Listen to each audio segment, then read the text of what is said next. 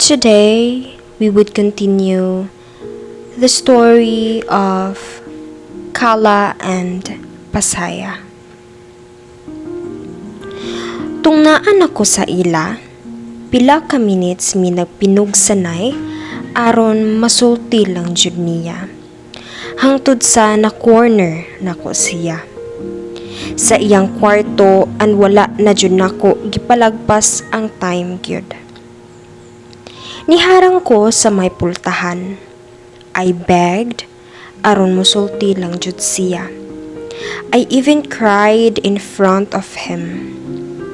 Isa sa rason nga nung dili siya ganahan nga niingon niya mismo sa akong atubangan kay di siya ganahan nga makita ko maghilak. So kay nakahilak man jud ko sa iyang atubangan, na-shock siya syempre. And kani among konvo duha. Ingon siya, magbulag sa takaron. Tubag pa nako. Hangtod kanu sa aman ti kahulaton. Tubag pa niya. Hangtod sa makagraduate ko. Tubag pod nako. Sige. Meanwhile, na siya gisulti sa ako Ingon siya. Naaman ka ako'y balikan? Tubag panakog. Naaman ka ako'y hulaton.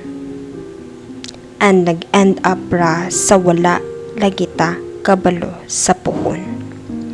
Before ko nilakaw palayo sa iya, gikisan ako iyang agtang.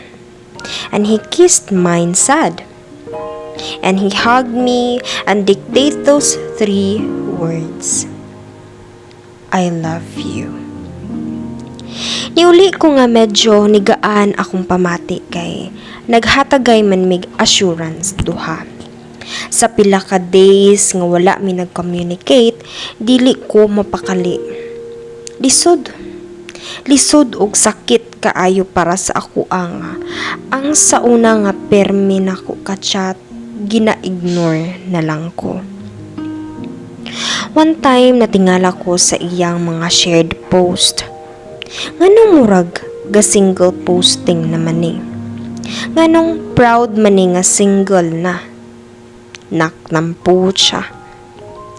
Hangtod sa naa na jud ko'y gi-address sa iyaha. Kay mura maglain man jud to iyang shared post.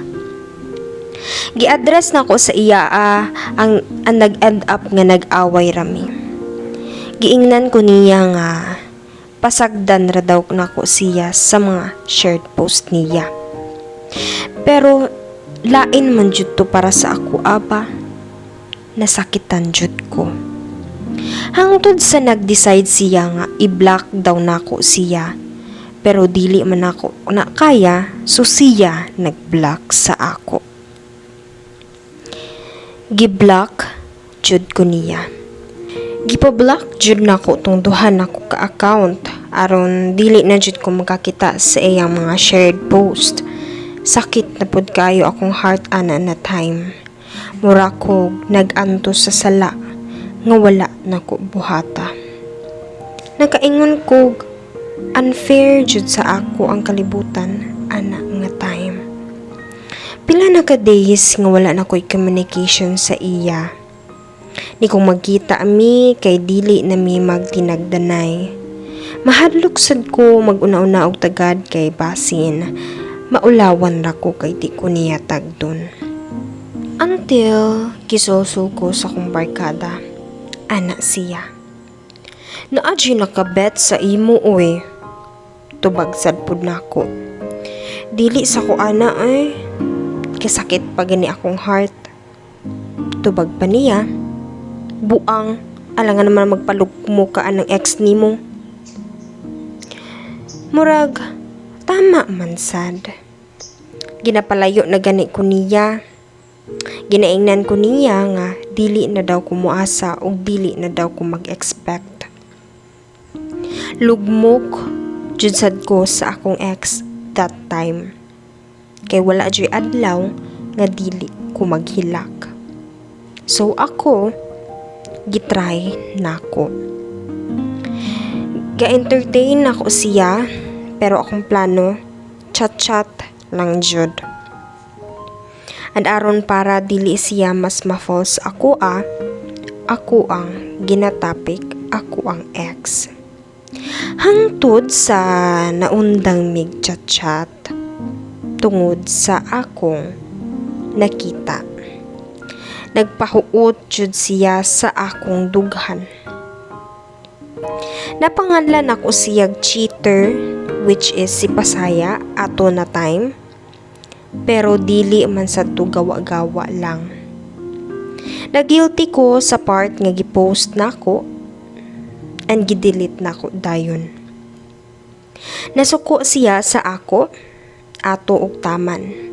Niadto pa ko sa ilang balay aron mag-sorry sa iya, pero ending up nga wala mi nagkasinabot kay lagi nasuko siya. Suko kaayo siya sa akong gibuhat nga pagpakaulaw sa iya. I acknowledge my mistake man sad. Dayon gidelete nako after sad makalma ko. Pero, the damage is done naman. Nagchat-chat migbalik and sa among mga pag-chat puros kalagot lang jud akong mabasa. Suko siya sa ako, and as I am so honest, ningon ko sa iya nga I almost entertained someone, yet ikaw gihapon akong gusto. Pero diri na siya mas nawalan og gana.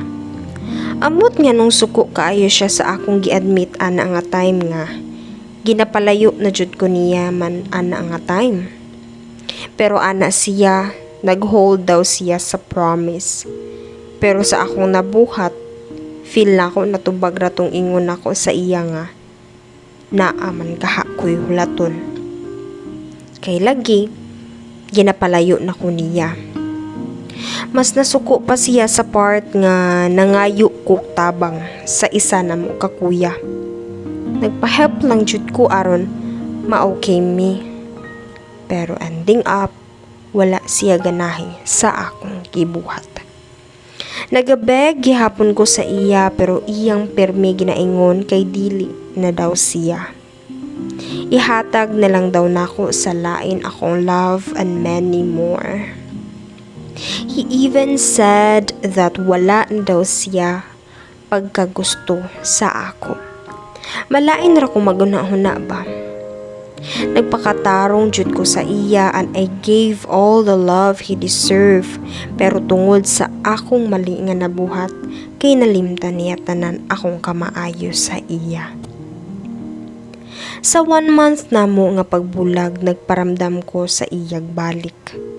Niadto ko sa ila just to talk to him. Sa among pag-talk una, puros mga kasuko akong ma-feel sa iya. Pero wala ko'y laing gibuhat kundi lambingon lang siya. Basin di ay makaya pa. Pero tong pag-uli naman nako, medyo nagka-okay siguro mi. Atod pa nako, muli nako. Ang tubag pa niya, I kissed his cheek and bugoy kaayo siya kay iyang ginatrapuhan. Sulti pa nako. Jud Tung palayo nako sa iya kay niingon man na siyag, "Ew, yuck." And nag-action nga mura jud og giluod, pero mao ni akong ma-remember sa iya nga unusual niyang ginabuhat. Kanang magyaga-yaga siya. Nibalik ko and I kissed him again, pero ginatrapuhan gihapon niya hangtod sa nangatawa naming duha. Kani nga adlaw kay nakapagaan sa akong dughan, kay at least maskin pag ingani nami ginapasagdan lang ko niya.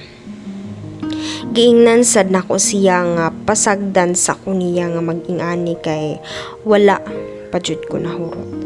And nitando rasad siya. Currently, nagpahulay sa ko gikapoy jud ko gugod niya karon. Siguro mo balik lang ko paramdam inig birthday niya. Gusto unta ko nga magpa-cute usab, pero gikapoy jud ko. Gikapoy nako. Ginabuhat na lang sad nako iyang ginabuhat sad sa ako nga mura ra kong invisible sa iya. Pero daghan pa kong plano. Gusto pa jud ko nga i-pursue nigbalik. Unta within this year, maokey na migbalik. Gusto man jud ko siya na jud, maskin pag-ingani na ang nahitabo sa amo. Ay, miss na jud nako siya.